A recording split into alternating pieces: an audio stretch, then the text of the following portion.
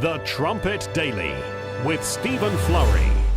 Hello again, everyone, and welcome back to the Trumpet Daily Radio Show. Here we are on December 3rd, 2020. We're 1 month on from the historic election, November 3rd, just a month ago. Hard to believe. It's already been a full month. Quite a lot has happened in that time period. Yesterday, by the way, we had, I told you about the article, my father's article that we're actively promoting on Newsmax and some other sites. The Daily Express here in the UK, it sometimes picks up a few of our articles or talks about them.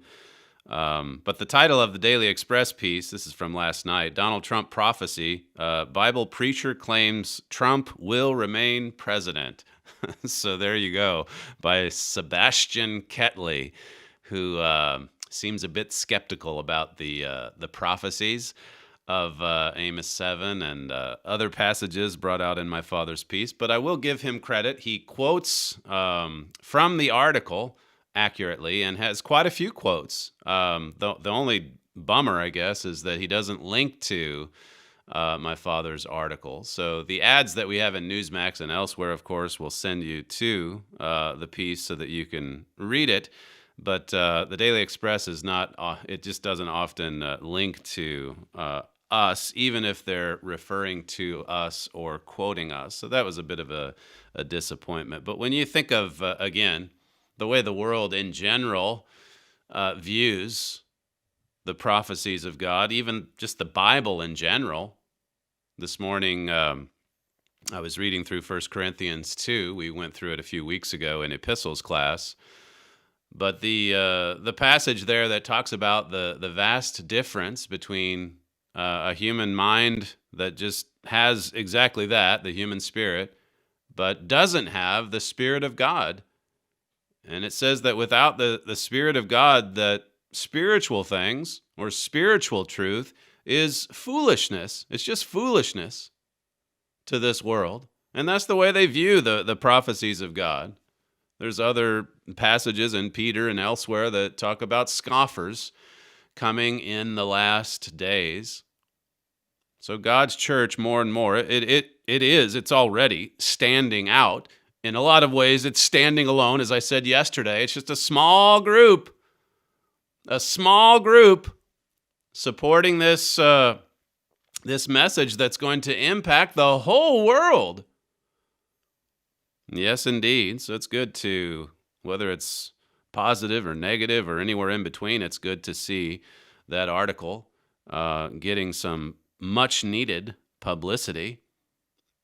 Well, speaking of the article and the prophecies of Amos 7 and elsewhere, Donald Trump gave a 46-minute address yesterday, updating America and the rest of the world, those that would listen. Of course, the media did their best to make sure it was blotted out. They boycotted the president's message yesterday, his speech, where he said it was perhaps the most important speech of his presidency. And, of course, right on cue, CNN tunes it out. CNN just shuts it out. It's amazing when you look at, we have a lot of clips that we're going to get to later. We want you to hear these because, of course, there's this concerted effort to try to silence the President of the United States, of all people. But he was there talking about the pandemic and how that the radical left used this as a pretext to carry out all of this massive voter fraud. And what stood out to us as we went through the transcript is just how there's quite a few points in this speech last night that are actually in some of the things my father's been writing in the last few weeks. I think he even used the word pretext in that article in the January issue, how that they used it to change all the election procedures. They used this pandemic to carry out this massive mail-in voting fraud. The president said, we could say, let's go on to the next one, but no, we have to look also at our past. We can't let this happen. In other words, it's similar to what he said when he called in at that hearing in Arizona. People have told me, and he's got pressure coming from even Republicans saying you should just concede, just throw in the towel. And as he said the other day, it would be easier to do that. It would be easy to surrender. But he's not going to do it. He said the mail-in voting scam is the latest part of their 4-year effort to overturn the results of the 2016 election. You see, that's what they say that the president's trying to do, to overturn the results, as he's completely right about this. He's completely right. This is just the latest. It's like we said in the program with the rolling coup.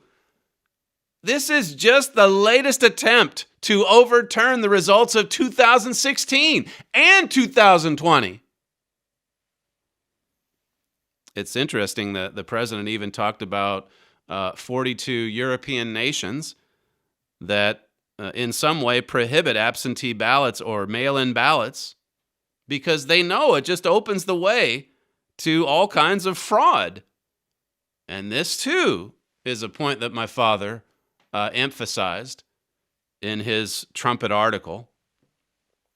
He said finally, and we'll play this clip for you later, if we don't root out the fraud, the tremendous and horrible fraud that's taken place in our 2020 election, we don't have a country anymore. And here again, who's told you about just how close we were to losing our country, even in 2016? But then God intervened. God intervened to save America. Well, as I say, I'll get to some of those sound bites, and you'll want to make sure that you stay tuned to listen to every single one. But I want to start with a Fox News story. This is from yesterday, and I was just blown away by this as I read through it this morning. It says, Georgia Secretary of State Brad Raffensperger. Now, you're familiar with this, right? You're familiar with the players in Georgia. Governor Kemp, Raffensperger. He's got the spokesperson, Gabriel Sterling, who goes out and speaks for the Secretary of State.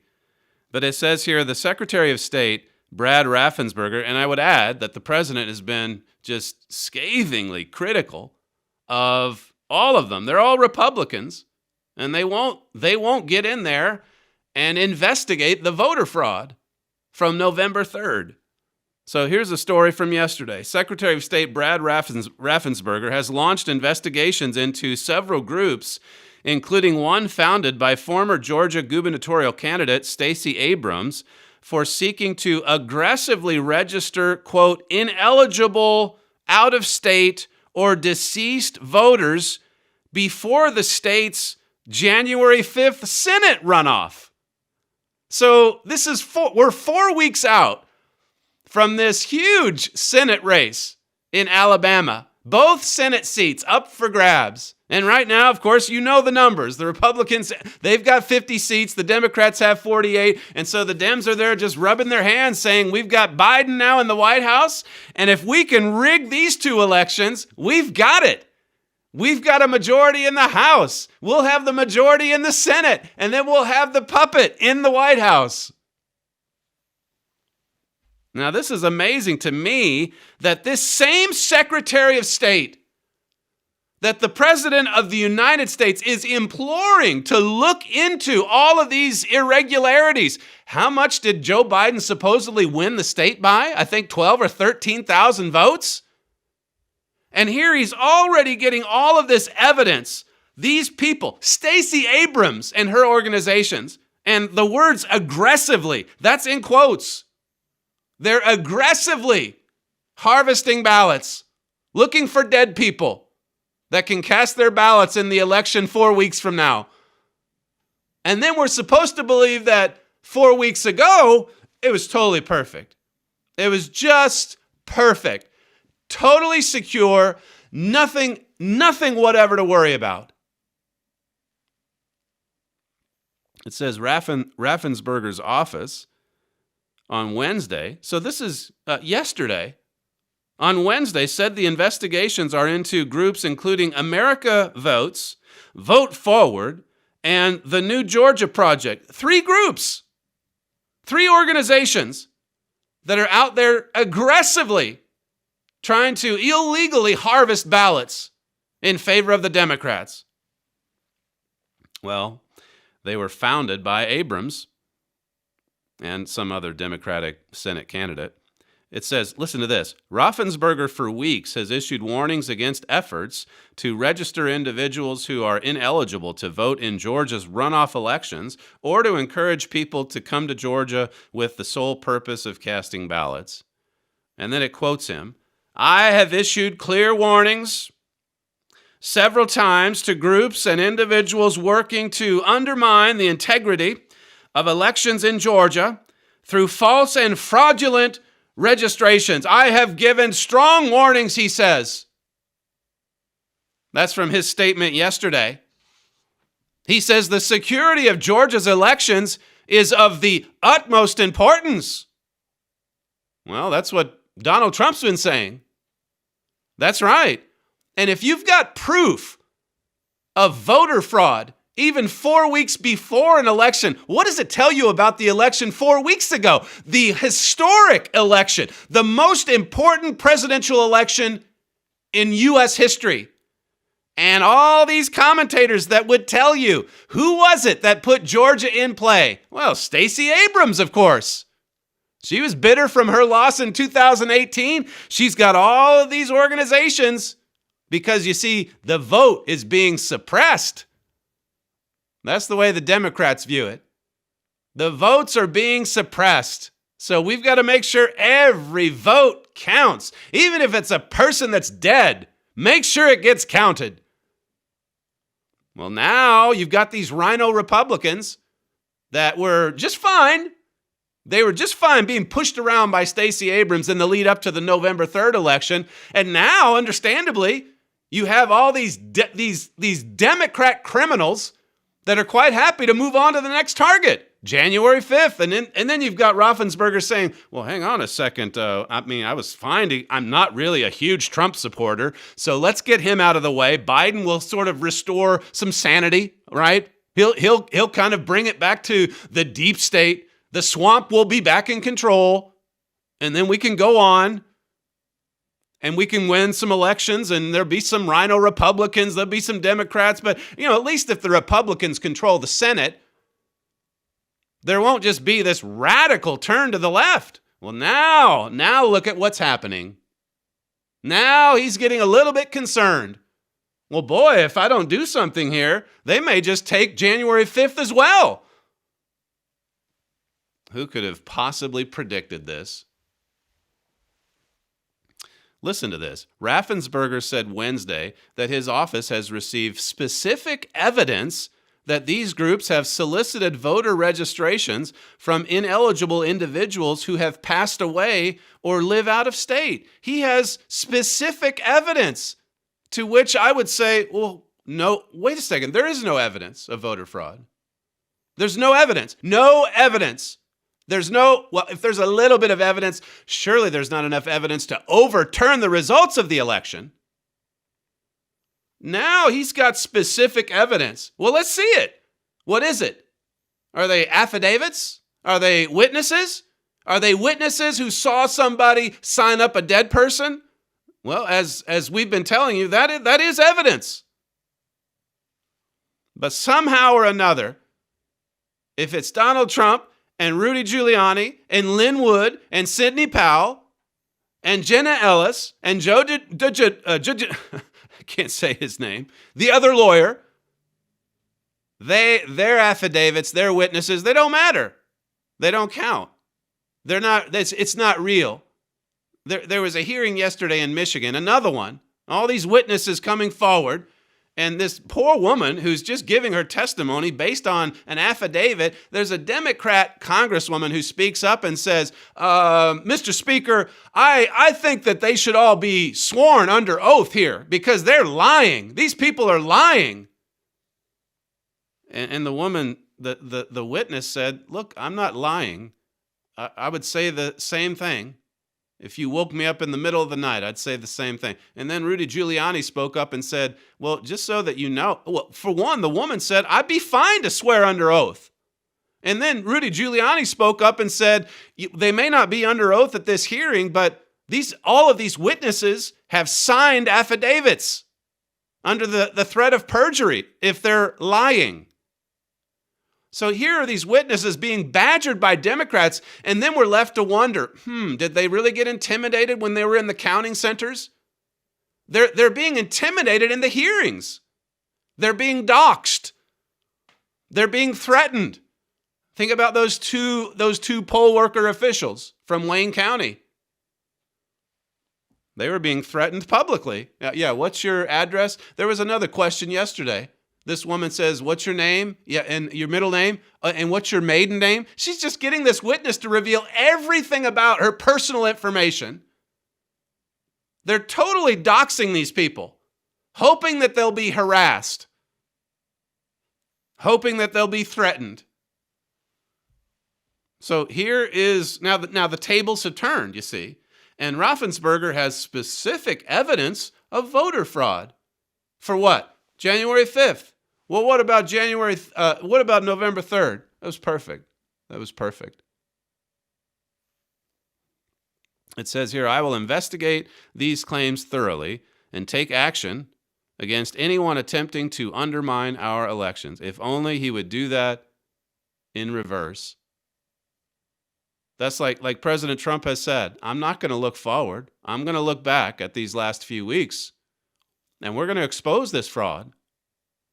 But all of these people now saying, look, it's over, it's done, the media have anointed you, they've anointed Biden, just concede.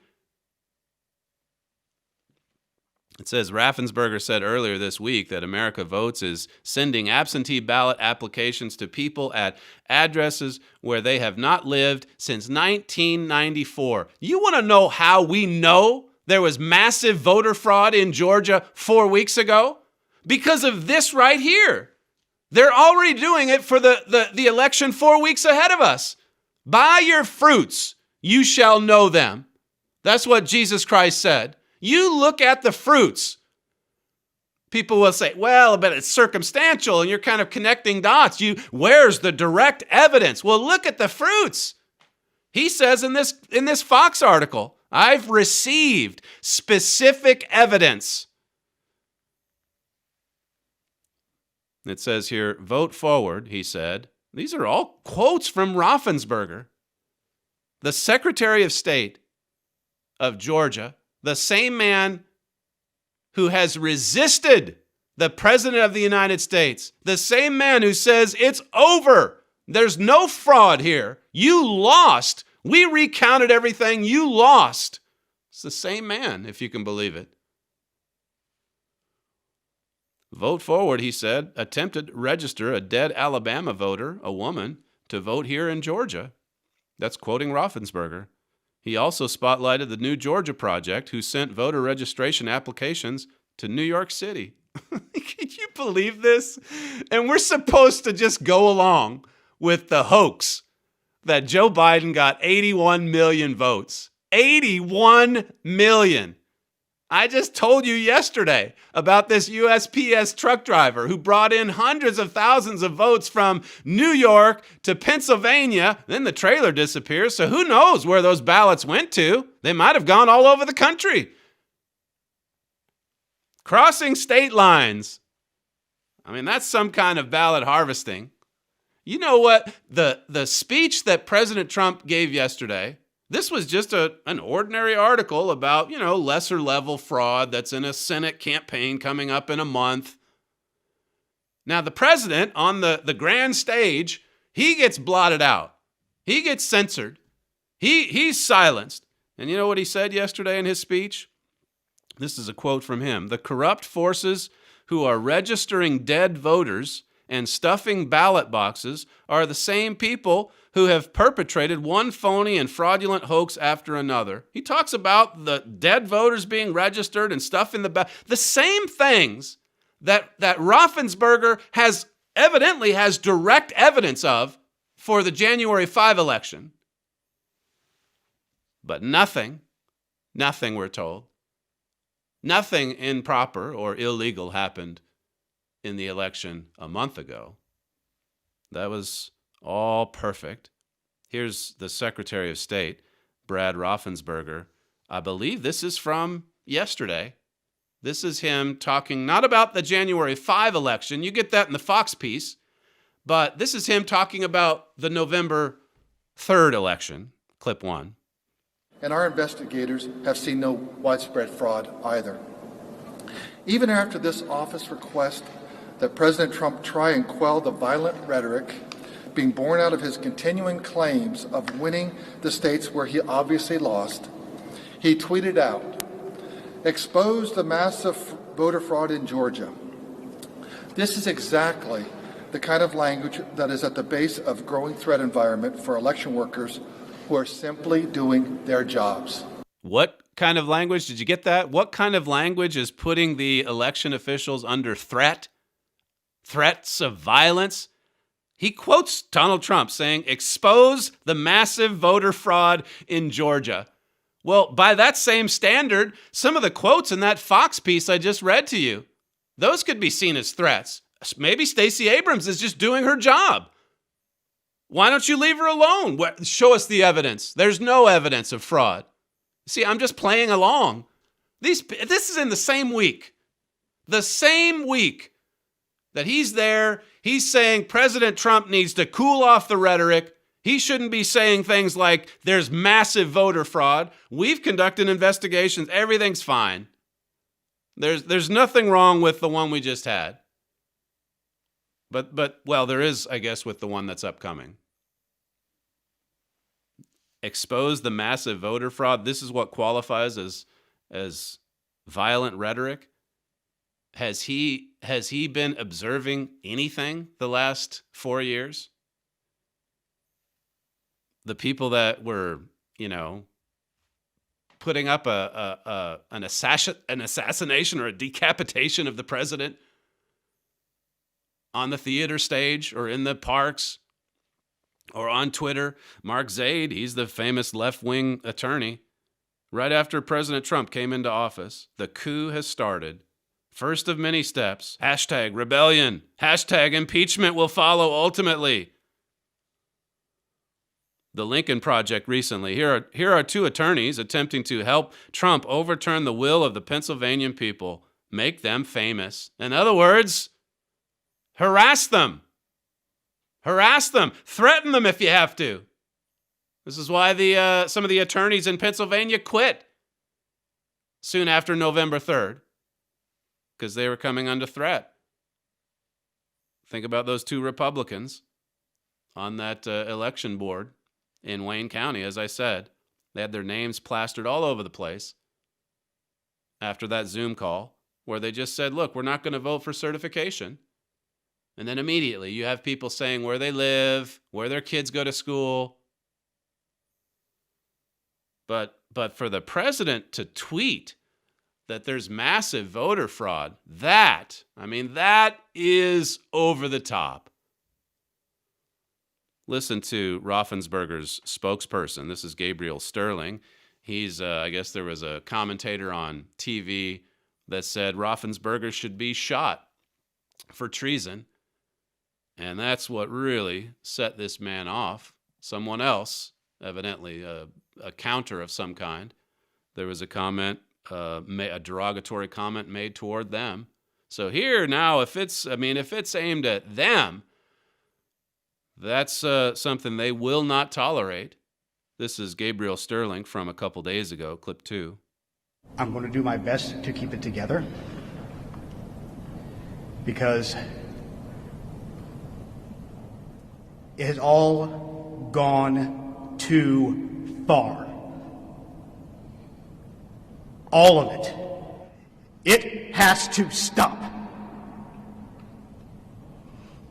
Mr. President, you have not condemned these actions or this language. It has to stop, he said. And again, the blame is on the president first and foremost.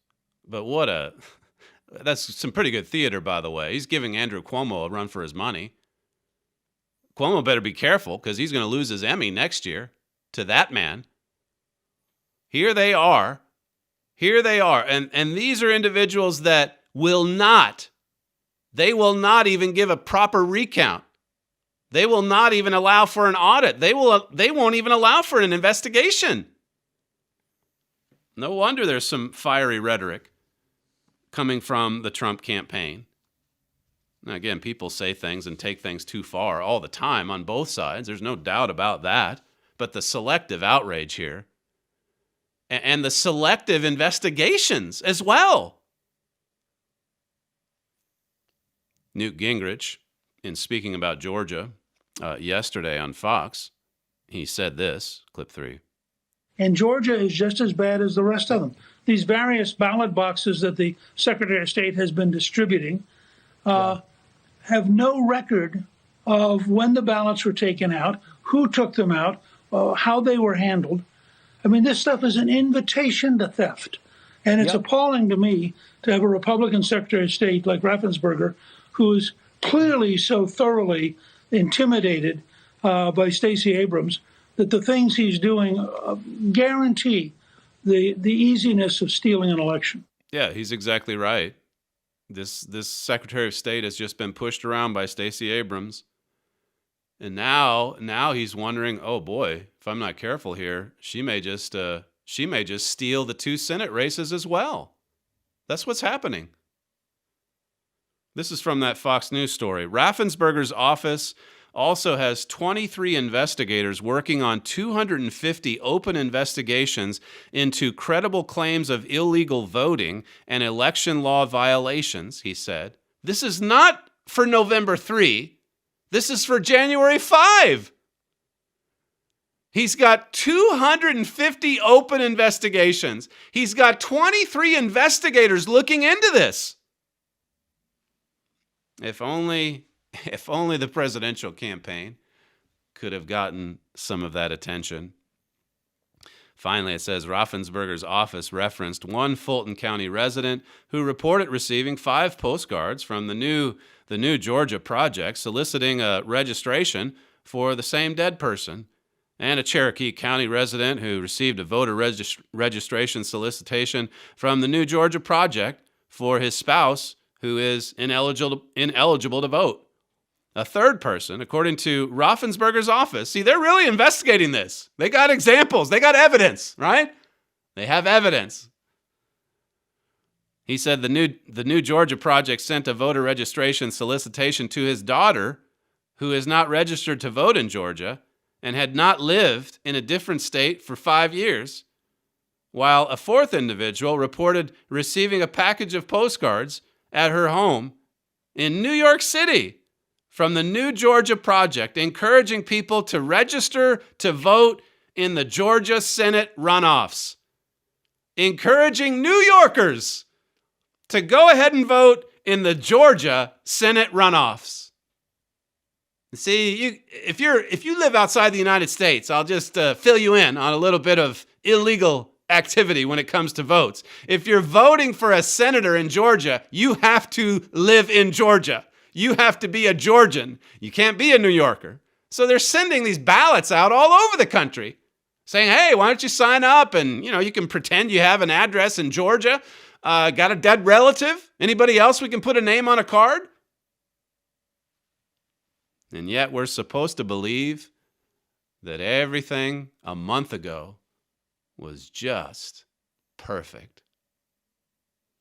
You're listening to Stephen Flurry, and this is the Trumpet Daily Radio Show. If you'd like to email the program, you can send comments to td@kpcg.fm. When we come back, we've got all of the clips from President Trump's speech yesterday, so stay with us. We'll be right back.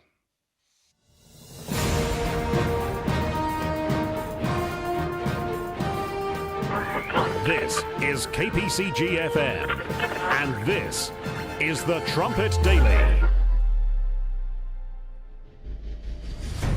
Freedom is one of the most sought-after ideals in human history. Man's search for freedom has taken him into the fiercest of protests, struggles, revolutions, civil wars, and even world wars. Today, in the midst of free societies, many continue to fight for what they perceive as ever greater freedoms. And yet, many of these same people are actively fighting against law. Few people understand that this war against law actually undermines true freedom. To learn more, request Gerald Flurry's booklet, No Freedom Without Law. In this free booklet, you will see what the Bible says about the latter-day spirit of rebellion and lawlessness that is now so common in our nations today. Also request America Under Attack. In this booklet, you will learn more about the spirit behind this attack on law. You'll see where this is leading. Both booklets are offered freely at no cost or obligation to you. Request No Freedom Without Law and America Under Attack. Email your request to td@kpcg.fm or visit thetrumpet.com.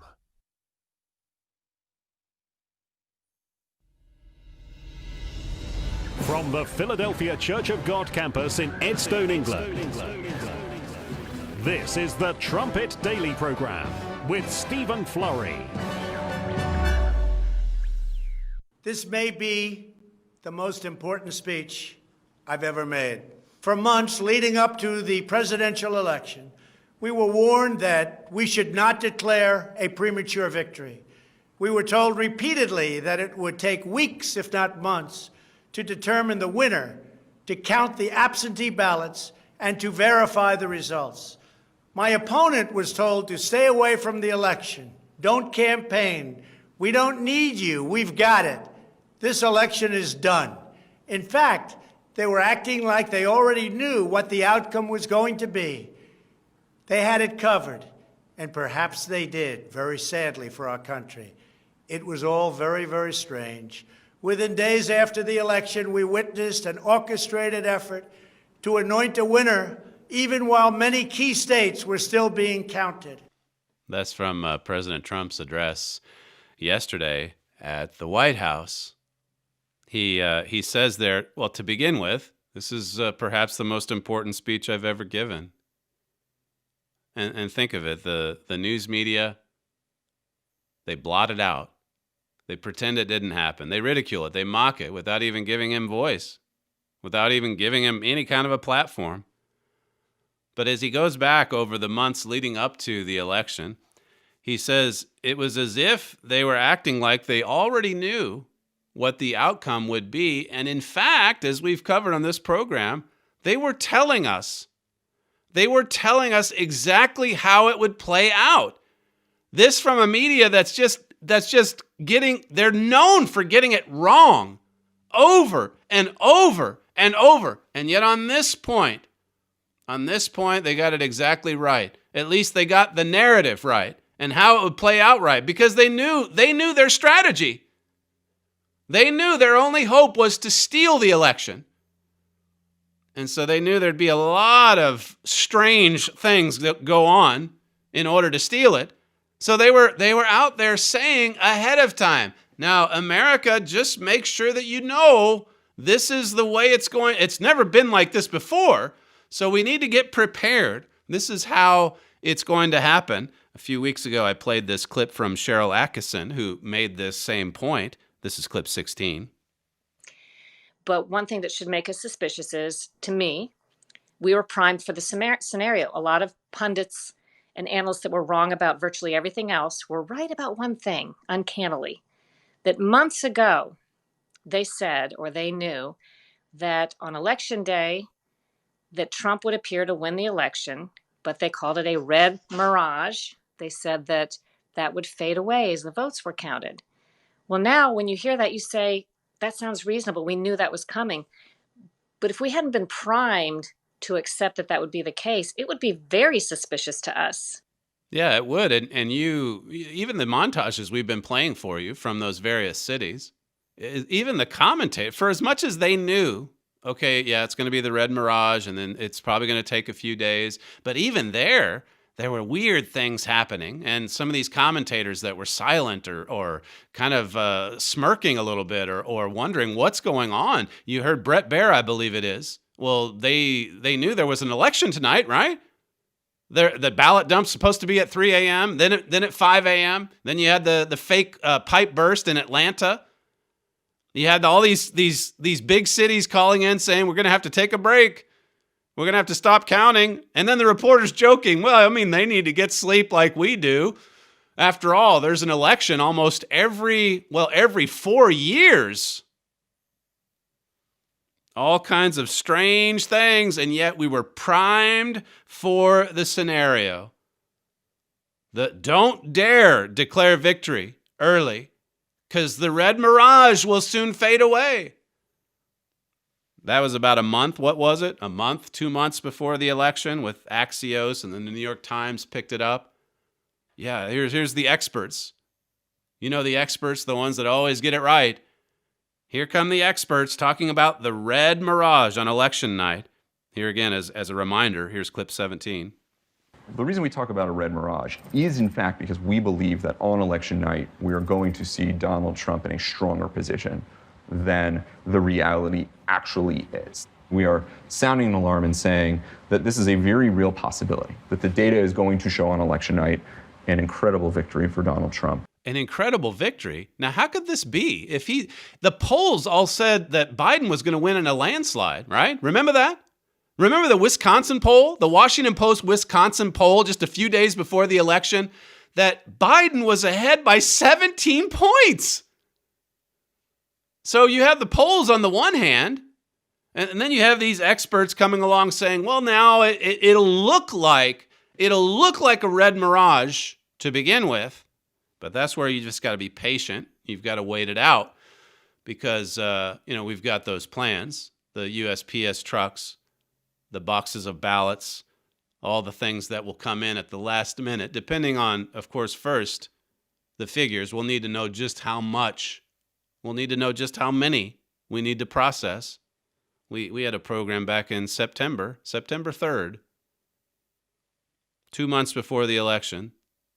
We titled it the Dems' Last Hope, Steal the Election. This was their last hope. This was what they were forecasting with this red mirage strategy. Here's Axios again, clip 18. When every legitimate vote is tallied and we get to that final day, which will be someday after Election Day, it will in fact show that what happened on election night was exactly that, a mirage. It looked like Donald Trump was in the lead. And he fundamentally was not when every ballot gets counted. Wow. I mean, he really was pretty confident. This is just, I guess, I don't know, what is he, a data analyst or something? I don't think he was a pollster. But he's saying, he basically said there that the data would show Donald Trump was ahead and that Biden would win. How could they know this? It's like President Trump said yesterday. It's almost as if they knew what the outcome was going to be. Here's more from the president's speech yesterday, clip 7. While it has long been understood that the Democrat political machine engages in voter fraud from Detroit to Philadelphia to Milwaukee, Atlanta, so many other places, what changed this year was the Democrat Party's relentless push to print and mail out tens of millions of ballots sent to unknown recipients with virtually no safeguards of any kind. This allowed fraud and abuse to occur on a scale never seen before. Using the pandemic as a pretext, Democrat politicians and judges drastically changed election procedures just months and in some cases weeks before the election on the 3rd of November. As I was saying at the start of the show, lots of things from that speech yesterday that we've actually had at the trumpet.com. They're in my father's articles, or a similar language anyway. Here's an example from Why Donald Trump Will Remain America's President. My father says, Democrats have used the coronavirus pandemic as a pretext to encourage as much mail-in voting as possible, and even to extend deadlines past Election Day. I truly believe they did that to enable themselves to steal this election, and I say that without apology. Look at what they're already going on and doing in Georgia for the Senate runoff in January. I read that to you in the first segment. It's so obvious, and the world knows it. This is why they don't allow it. I'm getting ahead of myself, but the president addresses this later on in his speech. This is why most nations in Europe, they don't have mail-in ballots, because it just opens the floodgates for fraudulent activity. But I mean, the Democrats, they think they're on a roll. That's why they're contacting New York residents saying, hey, you want to vote in Georgia? Now Stacy Abrams is being investigated by, of all people, Brad Raffensperger. That's astounding. They have a long history, my father says, of using voter fraud to sway elections. There's a long history of this. In Detroit, in Philadelphia, in Atlanta, and that Republican activist that I played a clip from yesterday, Dr. Travers, I think her name was. She's right there in Michigan, or she was for, I think, almost 3 decades. And she just saw it happen over and over again in the big cities. And no one ever did anything about it. There's a dirty little secret in politics in the United States that if you're a Republican, well, you need to win by 2 or 3 percentage points, because there's going to be at least that much in the way of fraud coming from the other side. But what they pulled off this time, sending out tens of millions of ballots all over the place, well, that just opened up. It allowed, as the president said, it allowed for fraud and abuse to occur on a scale never seen before. And you know what's amazing here is that the rest of you think China doesn't know what's going on, or Russia, or some Eastern European nations, or some communist nations in Central and South America, or some nations in Africa under the rule of an authoritarian or a tyrant? Do you think they believe this was the most secure election in history? It's astounding to me that the ones selling that, it's the propaganda media in the United States and here in the UK. And there's at least half, I don't know about here, but there certainly is at least half in the US. They know what's happened. And truthfully, the other half knows as well. They're just keeping quiet with a little smirk on their face right now. They know they're about to get away with it. That's what they think. God has some other ideas. Here's President Trump again from yesterday, clip 8.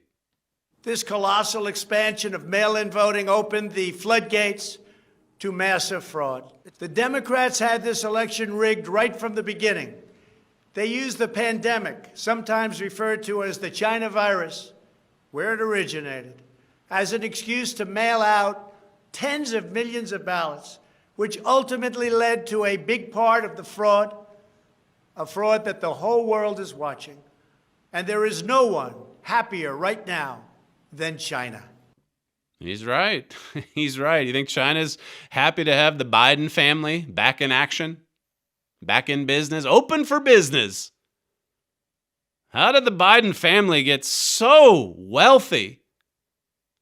I know he's been in politics for decades, but the salary for a senator, and then the 8 years before President Trump came along as vice president. I don't know what the salary of a vice president is, but it's not, I'm sure it's not just chicken feed, but is it enough to just to be rolling in millions and millions, tens of millions, perhaps hundreds of millions? Well, let's not get too close to the Hunter Biden laptop, because that's supposed to be blotted out as well. That's ancient history. I mean, if you think it seems like a long time ago that the U.S. election happened, well, Hunter Biden and that laptop and Tony Bobulinski, that's ancient history. That's almost like Roman history. It's so far back. Here's the president talking about other nations, Western nations, that just simply don't allow mail-in balloting, at least not on this mass scale like we saw on November 3rd, clip 13. Many European countries have instituted major restrictions on mail-in voting specifically because they recognize the nearly unlimited potential for fraud. Out of 42 European nations, all but 2 prohibit absentee ballots entirely for people who reside inside the country, or else they require those who need absentee ballots to show a very, very powerful ID.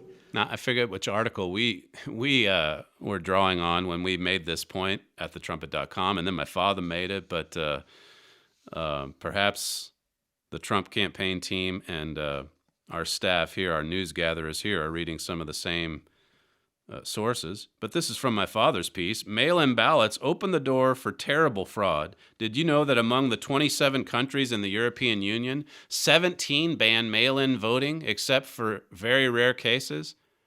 They know how susceptible each such ballots are to fraud, I should say. Yet Democrats have used the coronavirus pandemic as a pretext. Here's the bit I gave you earlier. They've used it as a pretext to encourage as much of this mail-in voting as possible.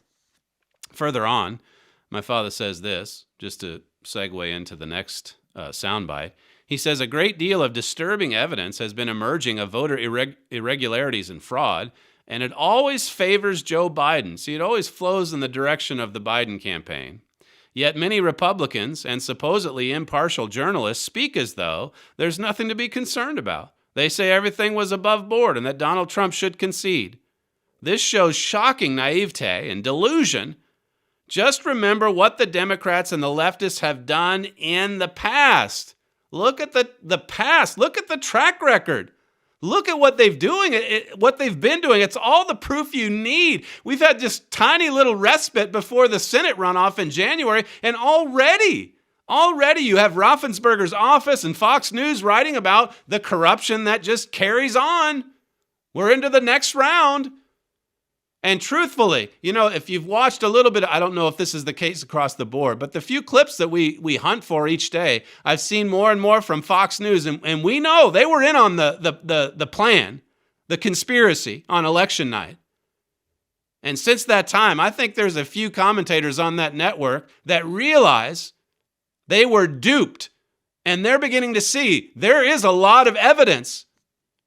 And I've heard, I think, Martha McCallum say on 2 occasions with people she's interviewed, well, how come the Republicans how come they didn't anticipate this ahead of time? I mean, if there's so much of this going on, shouldn't they have been sort of tipped off months ahead of time? Well, President Trump was out there just sounding the alarm on mail-in balloting. And there's things behind the scenes, I suppose, we don't know that are going on. But initially, it's, no, nothing's wrong here. Or, all right, there's no evidence. And then, well, maybe there's a little bit of evidence, but it's not enough to overturn things. And, well, even if there is enough to overturn it, it's kind of too late. So shouldn't the Republicans have known more ahead of time? And people that are just willing to turn a blind eye to fraud, even the one, supposing the fraud that's happened, there's a lot of it. Supposing there's not enough to overturn the results. Has anyone been arrested yet? Because these are misdemeanors, and in a lot of cases, they're felonies. Has anyone been? It's the point my father made also in the recent article. Nobody gets punished. Nobody goes to jail. And so people just, we've got a Senate runoff. Well, let's see if we can recruit some voters from New York. These are felonies. And I wonder what will happen from, there's lots of tough talk now from Raffensperger. If it's about what's happening in the future, yeah, he's a tough Secretary of State. But if it's about the past, if it's about his performance or lack thereof following November 3rd, well, he's got to really attack President Trump's rhetoric. And same with his spokesperson, Gabriel Sterling. I wonder where Mr. Sterling was when that woman, the one that was heading up the transition and the argument over whether to get the funding to the Biden campaign, and President Trump finally said, just give him the money. This woman was being threatened. This woman just working at a government agency. She was being threatened by Biden supporters. You give him the money or we're coming after you. I wonder if Mr. Sterling ever gave a "this has gone far enough" speech for all of these other cases of intimidation and threatening violence. It is getting ramped up on both sides. There's no doubt about that. In this next clip, he talks about the media, and of course, they're all a part of the conspiracy as well. Clip 9. The media knows this, but they don't want to report it. In fact, they outright refuse to even cover it because they know the result if they do. Even what I'm saying now will be demeaned and disparaged, but that's okay.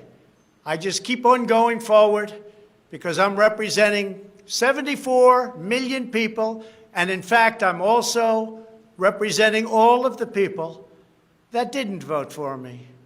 The mail-in voting scam is the latest part of their 4-year effort to overturn the results of the 2016 election, and it's been like living in hell.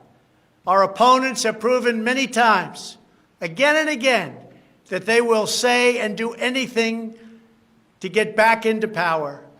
Very similar to what my father said in the Saving America piece from 2 years ago, that we're getting a hard look at just what the radical left is willing to do in order to seize power and stay in power.